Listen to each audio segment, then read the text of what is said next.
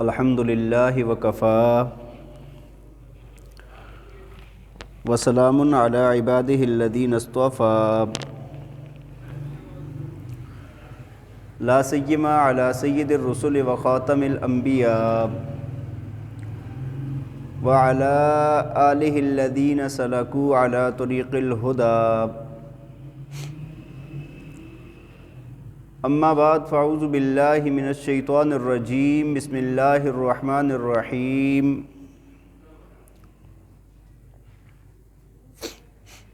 بل تؤثرون الحیاة الدنیا والآخرۃ خیر وابقی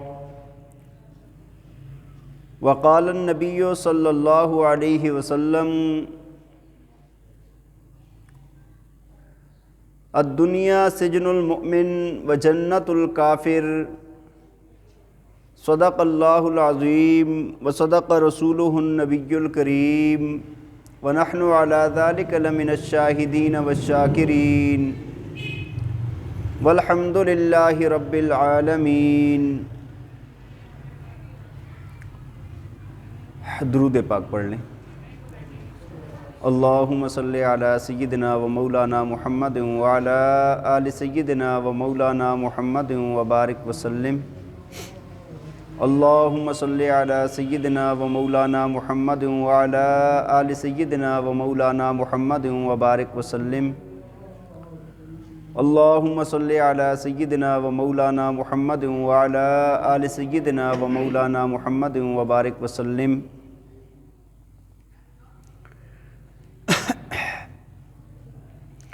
انتہائی قابل احترام، قابل صد احترام و تکریم معزز و مکرم سامعین کرام، یہ دنیا جس کے اندر ہم زندگی گزار رہے ہیں، یہ دنیا بھی عارضی ہے اور اس دنیا کی ہر چیز بھی عارضی ہے۔ کائنات کے اندر جو چیز آپ حضرات کو نظر آ رہی ہے، یہ ہر چیز عارضی ہے اور اس نے ختم ہو جانا ہے، فنا ہو جانا ہے۔ بہت محدود مدت ہے، بہت کم مدت ہے اس کے پاس۔ آپ دیکھیں انسان کی زندگی ہے، دن ہے، رات ہیں، یہ گزر رہے ہیں۔ کوئی دن، کوئی رات، کوئی لمحہ رکنے کے لیے تیار نہیں ہے۔ جس حالت میں بھی زندگی ہو، اگر اچھی زندگی دنیاوی اعتبار سے عیش و عشرت والی زندگی ہو تو تب بھی گزر رہی۔ اگر ایک بندہ ہوائی جہازوں میں سفر کر رہا ہے، مرغ پلاؤ اڑا رہا ہے، بڑی بڑی کوٹھیوں میں رہ رہا ہے، بڑے بڑے محلات میں اس کا بسیرا ہے، تو اس بندے کی زندگی بھی گزر رہی ہے۔ اور دوسرا بندہ جس کے پاس کچھ بھی نہیں ہے، جس کے پاس پہننے کے لیے کپڑے نہیں ہیں، رہنے کے لیے گھر نہیں ہے، روکھی سوکھی کھا رہا ہے، پھٹے پرانے پہن رہا ہے، اس بندے کی زندگی بھی گزر رہی ہے۔ زندگی دونوں کی گزر جائے گی، یہ زندگی رکتی نہیں ہے۔ اگر ایک بندہ بہت اچھے حالات میں ہو تب بھی گزر رہی ہے، اچھے حالات میں نہ ہو تب بھی گزر رہی ہے۔ یہ دنیا کی زندگی عارضی ہے۔ وہ ایک بادشاہ کے محل کے سامنے تندور کے کنارے پر رات کو ایک فقیر آیا اور آ کر اس نے وہ تندور کے ساتھ تھوڑا سا گرم جگہ دیکھ کر وہ لیٹ گیا اور رات کو سو گیا۔ بادشاہ اس کو دیکھ رہا تھا، رات کو اپنے محل کی کھڑکی سے اس کو دیکھ رہا تھا۔ صبح جب ہوئی تو بادشاہ نے اس کو بلایا اور بلا کر یہ پوچھا کہ بھائی تمہاری رات کیسی گزری ہے؟ اس نے کہا بادشاہ سلامت، میری رات کا ایک حصہ تو آپ کی رات سے کہیں زیادہ اچھا گزرا ہے، اور ایک حصہ میری رات کا آپ کی رات کے برابر گزرا ہے۔ بادشاہ بڑا حیران و پریشان ہوا کہ بھائی تم نے یہ بات کیسے کہہ دی؟ میں محل کے اندر رہ رہا ہوں، میرے پاس نرم اور گرم بستر موجود ہے، پھولوں کی مہک ہے، ہزاروں خدام خدمت کے لیے ہر وقت موجود ہیں، میں نے محل کے ایسے ماحول کے اندر زندگی گزاری، رات گزاری، اور تو نے رات کو ایک تنور کے کنارے فرش کے اوپر تو سویا ہے، تو کیسے کہہ رہا ہے کہ میرے برابر یا مجھ سے زیادہ اعلیٰ؟ تو فقیر نے جواب دیا، کہنے لگا بادشاہ سلامت، دیکھیں جب بندہ لیٹتا ہے سونے کے لیے تو کچھ وقت ایسا ہوتا ہے جس میں بندہ سو نہیں سکتا، بندہ جاگ رہا ہوتا ہے۔ یہ وقت آپ پر بھی آیا، یہ وقت مجھ پر بھی آیا، تو یہ وقت آپ کا غفلت کے اندر گزرا، اور اس وقت کے اندر میں اللہ کا ذکر کرتا رہا، تو میرا یہ وقت زیادہ قیمتی ہو گیا کیونکہ آپ نے غفلت میں گزار دیا، میں نے اللہ کی یاد میں گزار دیا، تو رات کا یہ حصہ آپ کے اس حصے سے میرا زیادہ بہتر ہے۔ اور دوسرا، جب بندہ پھر سو جاتا ہے، سونے کے بعد انسان کو یہ احساس باقی نہیں رہتا کہ یہ بندہ نرم بستر پر سو رہا ہے یا یہ بندہ کسی فرش پر سو رہا ہے، تو اس کے بعد نہ آپ کو احساس باقی رہا، نہ مجھے احساس باقی رہا، رات آپ نے بھی گزار دی، رات میں نے بھی، تو یہ حصہ رات کا میرا آپ کی رات کے برابر گزرا ہے۔ تو بادشاہ اس بات سے بڑا حیران ہوا اور بادشاہ کی آنکھیں کھل گئی۔ تو بھائی دیکھیں، زندگی ہے، یہ گزر رہی ہے، اگر ایک بندہ حاکم ہے اس کی بھی گزر جائے گی، محکوم کی بھی گزر جائے گی، ایک بادشاہ ہے اس کی بھی گزر جائے گی، غلام کی بھی گزر جائے گی، ایک استاد ہے اس کی بھی گزر جائے گی، شاگرد ہے اس کی بھی گزر جائے گی، مالدار کی گزر رہی ہے تو غریب کی بھی گزر جائے گی، اس زندگی نے رکنا نہیں ہے۔ لیکن اگر آپ دیکھیں یہ زندگی اتنی عارضی ہے نا، اتنا اس کا، یعنی میں کہتا ہوں کہ اتنی ناپائیدار ہے، اگر انسان اس کے اوپر غور کرے، توجہ کرے، تو پتہ یہ چلتا ہے کہ یار کچھ بھی نہیں ہے۔ آپ ذرا سا پیچھے سوچیں نا کہ اللہ تعالیٰ نے آدم علیہ السلام کو جب پیدا کیا، اس کے بعد صدیاں گزر گئی، زمانے گزر گئے، اس کے بعد آدم علیہ السلام آئے، پھر اور انبیاء بڑے بڑے آتے گئے، دنیا سے جاتے گئے، جن میں حضرت نوح علیہ السلام 1000 کا عرصہ دنیا میں رہ کر انہوں نے گزارا ہے، پھر انبیاء آتے گئے 1,24,000 انبیاء آئے، اور نبی علیہ السلام آئے۔ نبی علیہ السلام نے اپنے 63 سال اپنے مبارک زندگی کے 63 سال مکمل کیے، اس کے بعد بھی 1400 سال مکمل ہو گئے آگے۔ بڑے بڑے صحابہ، تابعین، بڑے بڑے اونچے درجوں والے لوگ، بڑے بڑے رعب اور دبدبے والے بادشاہ، بڑے بڑے پرشکوہ محلات والے اور بڑی بڑی نہروں والے بادشاہ، اور بڑے بڑے دنیاوی ہیرے جواہرات والے بڑے بڑے لوگ، وہ سارے آئے دنیا میں اور دنیا سے جاتے رہے۔ یہ دنیا اتنی ناپائیدار ہے کہ یہاں پر جو چیز بھی ہے اس نے ختم ہونا ہے۔ اس کے مقابلے میں اگر آپ آخرت کو لے لیں، آخرت کو اگر آپ لے لیں تو آخرت ہمیشہ کی ہے، بہتر ہے اور ہمیشہ باقی رہنے والی ہے۔ وہاں کی زندگی ہمیشہ کی، وہاں کی صحت ہمیشہ کی، وہاں کی جو نعمت اللہ نے دی ہے وہ ہمیشہ ہمیشہ کی ہے، کبھی انسان سے ختم نہیں ہوگی۔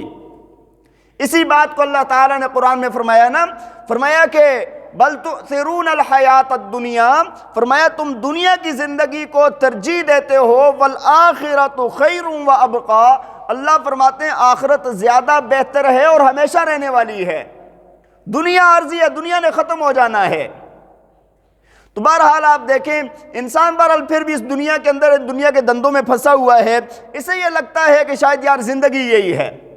اگر تھوڑا سا بندہ تجزیہ کرے نا، تھوڑا سا غور کرے، انسان جب مر جاتا ہے نا تو مرنے کے بعد 3 دور انسان پر گزرتے ہیں۔ یہ پہلے بھی کئی بار میں آپ کو عرض کر چکا ہوں، 3 دور انسان کی زندگی میں آتے ہیں۔ ایک دور اس کا آتا ہے مرنے کے بعد، جس کو کہتے ہیں میدان محشر قائم ہونے سے پہلے جس کو کہا جاتا ہے، اس کو کہتے ہیں عالم برزخ۔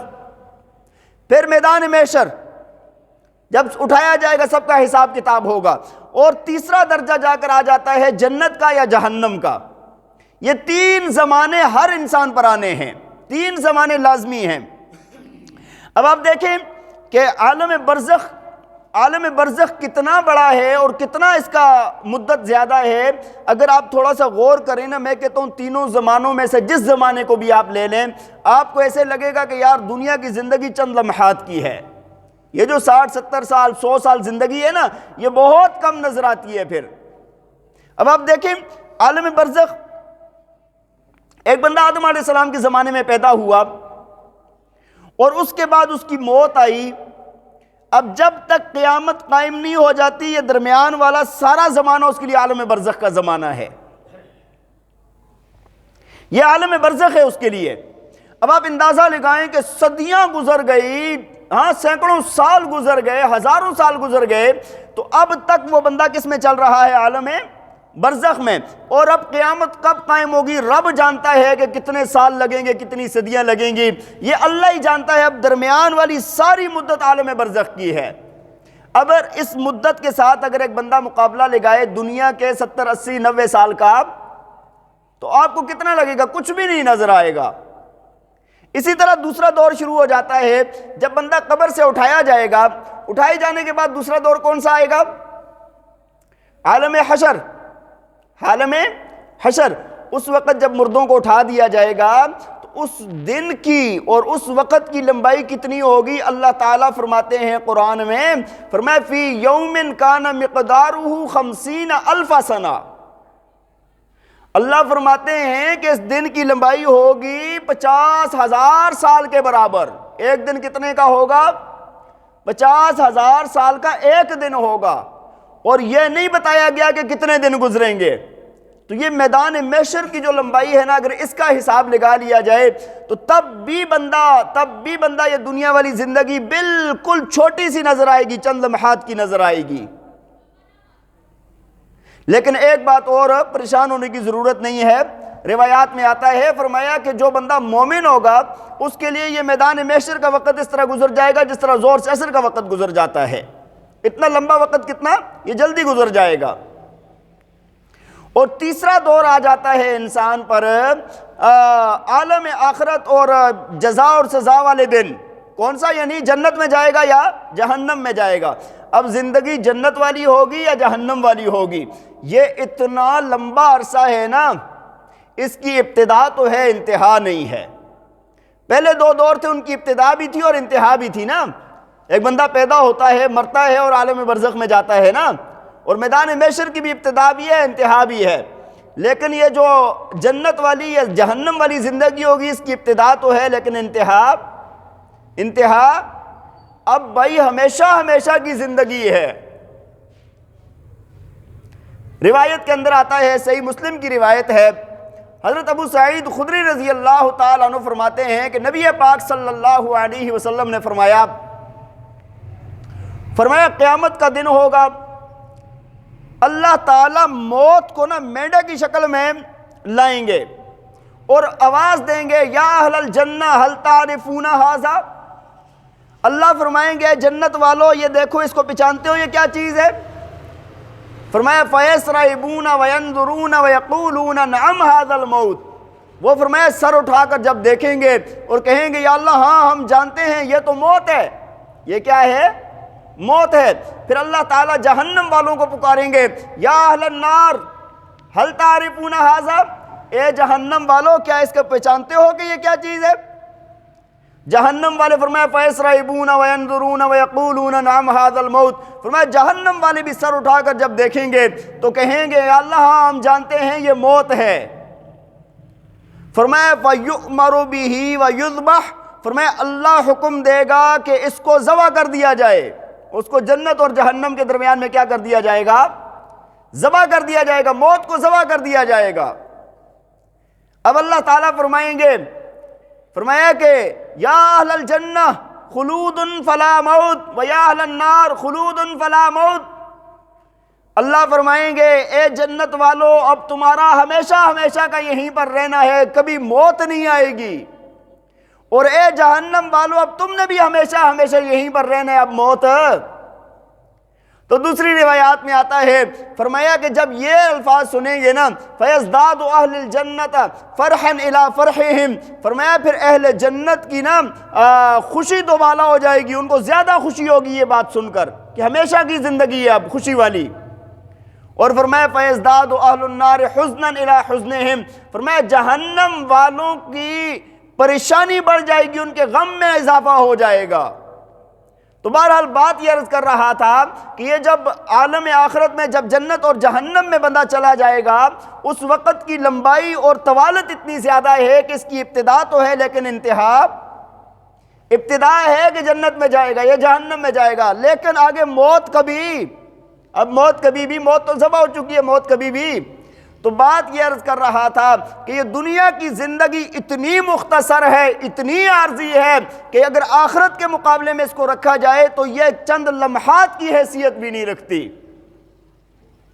اس بات کو سمجھانے کے لیے نا بزرگوں نے ایک بات نقل کی ہے، فرمایا کہ اگر یہ مشرق سے لے کر مغرب تک، شمال سے لے کر جنوب تک، اگر یہ پوری کی پوری دنیا کو ایک حال بنا دیا جائے اور یہ ساری دنیا کو گندم کے دانوں سے بھر دیا جائے، زمین سے لے کر آسمان کی چھت تک،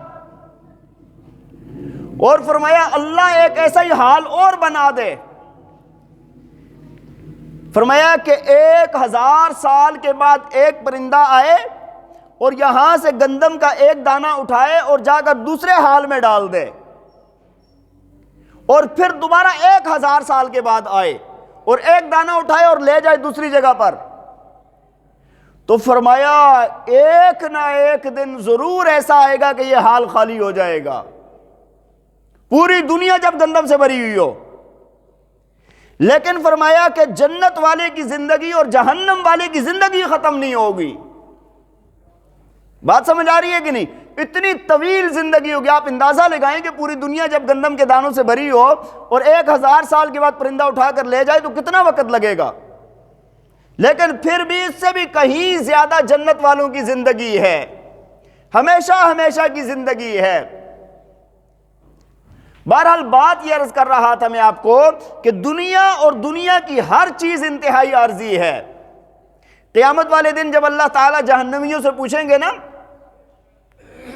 کم لبثتم فی الارض عدد سنین، کم لبثتم فی الارض، ہاں کہ تم کتنے سال دنیا کے اندر رہے ہو، وہ کہیں گے لبثنا یومن او بعض یوم فاسأل العادین، کہیں گے یا اللہ ایک دن یا آدھا دن رہے ہیں، آپ گننے والوں سے پوچھ لیں، اتنا ہی رہے ہیں، ہم بہت کم رہے ہیں۔ یہ جو ہمیں زندگی بہت لمبی نظر آ رہی ہے نا، وہاں پر ایک دن اور آدھا دن نظر آئے گا، بلکہ صبح اور شام کا جو وقت ہوتا ہے نا اتنا نظر آئے گا۔ بات سمجھ آ رہی ہے کہ نہیں؟ تو بہرحال بھائی یہ دنیا کی زندگی انتہائی عارضی ہے۔ اب یہ دنیا کی زندگی میں کیا معیار ہونا چاہیے کہ یہ زندگی کس معیار پر گزاری جائے تو بندہ آگے کامیاب ہو سکتا ہے؟ دیکھیں نا، ہے عارضی ہے، کم ہے، کمزور ہے، لیکن معیار کون سا چاہیے اللہ تعالیٰ کو؟ وہ اللہ کے پاک پیغمبر نے نا ایک فرمان ہے اللہ کے پاک پیغمبر کا، اگر وہ ہم سمجھ لیں نا تو ہمیں زندگی گزارنے کا ڈھنگ آ جائے گا۔ صرف ایک لائن کا ہے، بلکہ 4 لفظ ہیں، بس اس کو سمجھ لے انسان۔ کیا فرمایا اللہ کے پاک پیغمبر نے؟ فرمایا الدنیا سجن المؤمن و جنت الکافر۔ کیا فرمایا؟ ترجمہ بھی سب کو آتا ہوگا تقریباً۔ فرمایا دنیا مومن کے لیے قید خانہ ہے اور کافر کے لیے جنت ہے، کافر کے لیے جنت ہے۔ اب یہ ایک جملہ ہے نا، اگر اس کو سمجھ لے انسان نا تو وہ اس کو دنیا میں زندگی گزارنے کا ڈھنگ آ جائے گا۔ دیکھیں اللہ کے پاک پیغمبر نے 2 چیزیں فرمائی کہ دنیا مومن کے لیے کیا ہے؟ کیا ہے جی؟ قید خانہ، اور کافر کے لیے کیا ہے؟ جنت۔ مومن کے لیے قید خانہ، کافر کے لیے جنت۔ اب میری طرف اگر متوجہ ہوں گے تو بات بہت جلدی سمجھ آئے گی۔ قید خانہ، جو لوگ قید خانے میں گئے ہیں نا وہ آ کر نا 2 باتیں بتاتے ہیں، وہ کہتے ہیں قید خانے کی 2 خصوصیات ہوتی ہیں جو لازمی ہیں۔ ہاں کون کون سی؟ قید خانے کی ایک خصوصیت تو یہ ہوتی ہے وہاں پر اپنی مرضی نہیں ہوتی۔ جن کا جیل میں جانے کا اتفاق ہوا ہو، قید خانے میں جانے کا اتفاق ہوا ہو، وہ بتاتے ہیں وہاں پر جا کے اپنی مرضی فوراً سے ختم ہو جاتی ہے۔ اب کھانا وہ کھلائیں، پینا وہ پلائیں، ہاں رہنا وہاں جہاں وہ رکھیں، پہننا وہ پہنائیں، جب وہ چاہیں سلا دیں، جب وہ چاہیں اٹھا دیں، جو ان کی مرضی ہوگی وہی وہاں پر ہوتا ہے۔ تو قید خانے کے اندر جانے کے بعد سب سے پہلا کام کیا ہوتا ہے کہ انسان کی اپنی مرضی ختم ہو جاتی ہے، اور دوسرا کیا ہوتا ہے کہ انسان کا نا دل نہیں لگتا قید خانے میں، جتنی مرضی لمبا عرصہ گزار دے، سالوں گزار دے، زندگی گزر جائے وہاں پر، لیکن قید خانے کے اندر دل نہیں لگتا، دل تڑپ رہا ہوتا ہے یار کب موقع ملے یہاں سے نکل جاؤں میں۔ یہی ہوتا ہے نا، انسان کہتا ہے کب میں اپنے بیوی بچوں سے مل لوں، کب میں اپنے بہن بھائیوں سے مل لوں، کب میں آزاد ہو جاؤں، کب ادھر سے میں نکل جاؤں۔ کوئی ایک قیدی آپ کو ایسا نہیں ملے گا جو یہ کہے کہ یار قید خانے میں تو دل ہی لگ گیا۔ اگر ایک بندے کو پھانسی کی سزا ہو جائے نا، عمر قید کی سزا ہو جائے، اس کو پتہ ہے کہ ساری زندگی اب انہی دیواروں کے ساتھ گزارنی ہے، اس کا بھی دل نہیں لگتا، حالانکہ اس کو پتہ ہے میری زندگی نے ادھر ہی ختم ہونا ہے، لیکن اس کو اچھا نہیں لگتا، وہ وہاں پر دل نہیں لگتا اس کا۔ تو ایک بات فرمائی، یہ دنیا مومن کے لیے قید خانہ ہے، اور قید خانے کی دو خصوصیات میں نے آپ کو بتائی، اور آگے فرمایا کہ دنیا کافر کے لیے جنت ہے، وجنت الکافر، اور جنت کی بھی دو ہی خصوصیات ہیں۔ جنت کی بھی کیا ہیں؟ جو اللہ تعالیٰ نے ہمیں بتائی ہیں نا، اللہ کے نبی نے بتائی ہے، دو خصوصیات بڑی اہم بتائی ہیں۔ ایک کیا؟ جنت کے اندر نا ہر کام اپنی مرضی کا ہوگا، کوئی روک ٹوک نہیں ہے۔ اب وَلَكُمْ فِيهَا مَا تَشْتَهِيهِ الْأَنفُسُ وَتَلَذُّ الْأَعْيُنُ، فرمایا جو تمہارے جی کو اچھا لگتا ہے وہ تمہارے لیے ہے، کوئی سونے کی پابندی نہیں، کوئی اٹھنے کی پابندی نہیں، کوئی پہننے کی پابندی نہیں، کوئی کھانے کی پابندی نہیں، ہر کام اپنی مرضی کا، نماز روزہ کسی چیز کی بھی پابندی نہیں ہے جنت میں، ہر کام مرضی کا ہے بھائی۔ جنت کے اندر کیا ہوگا؟ ہر ایک کام اپنی مرضی کا ہوگا، کسی قسم کی کوئی پابندی، کوئی مشکلات۔ ایک جنت کی خصوصیت یہ ہے کہ وہاں پر ہر کام اپنی مرضی کا، اور دوسری خصوصیت یہ ہے کہ جو جنت میں جائے گا نا، اس کا ایسا دل لگے گا جنت میں کہ وہ وہاں سے نکلنا نہیں چاہے گا، وہ وہاں سے نکلنا، جنت کے اندر چلا گیا بندہ کہے گا یا اللہ جنت میں ہی رہوں، جنت بس، ادھر سے نکلنے کا تو سوال ہی نہیں پیدا ہوتا، یا ایسا انسان کے دل میں آئے۔ ایک شہید کے متعلق آتا ہے کہ وہ یہ تمنا کرے گا کہ یا اللہ میں جاؤں اور مجھے دوبارہ شہید کیا جائے، وہ اللہ کے نام پر کٹنے کا الگ مزہ ہے، اس کا بھی سمجھ یہی آ رہی ہے کہ بھئی یہ بندہ جنت سے نہیں نکلنا چاہ رہا، یہ آنا تو چاہ رہا ہے جنت میں ہی، لیکن اللہ کے نام پر قربان ہونے کا اس کو مزہ یاد آ رہا ہے۔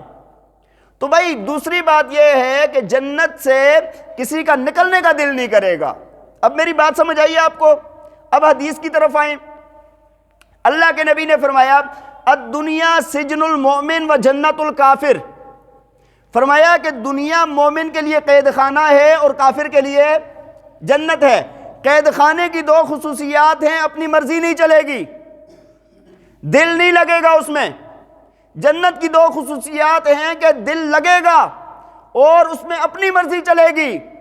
اب آپ دیکھ لیں کہ اللہ کے نبی نے فرما دیا نا کہ یہ دنیا کیا ہے مومن کے لیے؟ قید خانہ۔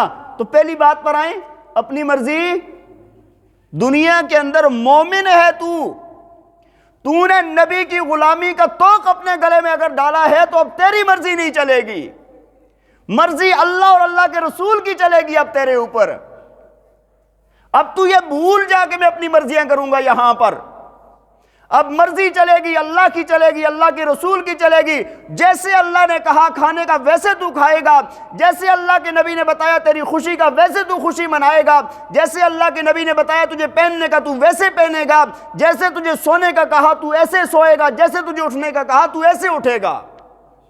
اب ایسے نہیں ہو سکتا کہ بھائی یہ بندہ نا یہ قید خانے کے اندر بھی ہو اور اپنی مرضی بھی کرے۔